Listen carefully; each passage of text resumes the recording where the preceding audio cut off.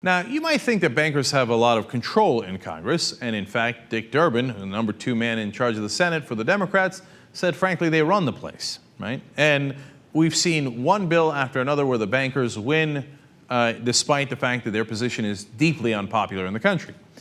And in fact, they are the number 1 donors to politicians when you have what they call the FIRE industry, which is an acronym: finance, insurance, and real estate. You put those together, and they're number 1 in contributions to politicians, and they're also number 1 on lobbying Washington over the past 14 years. But nonetheless, those top bankers think, oh my God, we are being discriminated against. It's us poor bankers that have all these problems, and if we just had a little bit of power in Washington, things would be fine, but right now they're picking on us. You've got to be thinking, there's no way they think that. Come on, that's the craziest thing I've ever heard, right? But look, they actually do. Here's Howard Headley, the president and CEO of Utah Bankers Association. He says, it comes back to the old philosophy of walking softly and carrying a big stick. But we've got no big stick, and we should. We have the capacity to have one. We just aren't organized. Now, how in the world can you say that when you're the top lobby in the country and in the world? You even beat the oil industry and the defense contractors. Oh, poor us, we aren't organized enough. Oh my God, we just, we're too soft. That's our problem. So he has, along with others, started a bank Super PAC in order to fight back, apparently, because of all the injustices they're suffering. By the way, okay, one is the amount of money they've spent. Number 2 is the results. They got a $700 billion bailout from TARP. They got over $7 trillion of basically free money from the Fed. To think that they don't have enough power is unbelievable. But the greedy never stop being greedy. It's part of who they are. So here's more bankers crying. Roger Beveridge, president and CEO of Oklahoma Bankers Association. Congress isn't afraid of bankers. They don't think we'll do anything to kick them out of office. We're trying to change that perception. Are you kidding me? Congress is scared to death of bankers. That's because they control all the money. And these guys are like, oh, we haven't intimidated them enough. That's why they need the Super PAC. And it goes on. Don Childears, president and CEO of Colorado Bankers Association, says, it would be nice to sit on the sidelines or sit on our hands and say, oh, we don't get involved in this stuff. But that just means you get run over. These guys think they're getting run over. Who's running you over? What, the middle class guy who's barely keeping food on the table for his family? Somehow he's organized a lobby that's stronger than yours? On which planet? These guys always feel like the victims. They're like, oh my God, it's the poor bankers that keep getting picked on. Unreal. Here's Howard Headley again. Clearly, there are members of Congress who have absolutely no reservations about kicking traditional banks in the teeth. Really, who are they? I'd like to have them on the show. And we are tired of it. We've got to be able to defend the folks who have the courage to stand up for us as well. As if these guys are like courageous, like, you know what?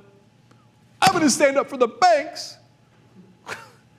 That's what you've got an entire lobby industry in Washington doing. You're the number 1 lobby in the world. And you're talking to me about, oh my God, we keep getting kicked in the teeth. What, were you kicked in the teeth when you got the free $700 billion or kicked in the teeth when you got the free $7.7 trillion from the Fed? Which one? And by the way, with no strings attached. You can pay your executives anything you like. You don't have to share the profits with us. At some point, you have to return the free money, some of which they have done, a lot of which they have not done. Oh, wow, we're really kicking you in the teeth. Here's Cam Fine, president and CEO of ICBA, talking about their strategy. I am for any PAC that is going to defeat our enemies. I hope he raises a lot of money and hammers these guys, referring to the guy running this new bank Super PAC, okay? It doesn't end. Matt Packard, president and CEO of Friends of Traditional Banking. That's the new name of the PAC. If someone says, I'm going to give your opponent $5,000 or $10,000, you might say, yeah, okay. But if you say the bankers are going to put in $100,000 or $500,000 or $1 million into your opponent's campaign, that starts to draw some attention. In other words, we're just flat out admitting it. If you think we were buying the politicians before, wait till you get a load of the new PAC where we're going to buy them, bribe them in outward ways where we just come in and say, either you vote with us and you get $1 million or you vote against us and your opponent gets $1 million. Now you work for us. As if that wasn't clear enough already. Now, if you thought Congress was already way too pro-banker, wait till this Super PAC is done with him. our system will be utterly hopeless. We have to stop these guys from giving unlimited money through these super PACs. And Don Childears, again, makes it very clear. He says, quote, "We need to get more deeply involved as an industry in supporting friends and trying to replace enemies." And there you have it, folks. There are the top bankers. And by the way, sometimes they use those local banks in Colorado, Utah, et cetera. They're being proxies for Goldman Sachs, JP Morgan, Bank of America, the giant banks on Wall Street as well. And they're like, what? Look at these small banks. Small banks.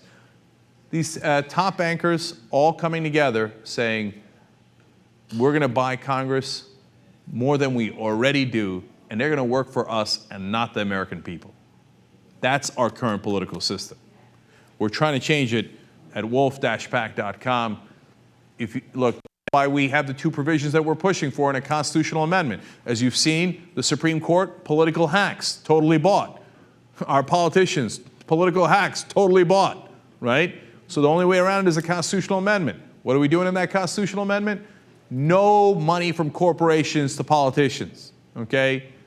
They're not human beings. They don't have our freedom of speech rights. They have no rights along those lines.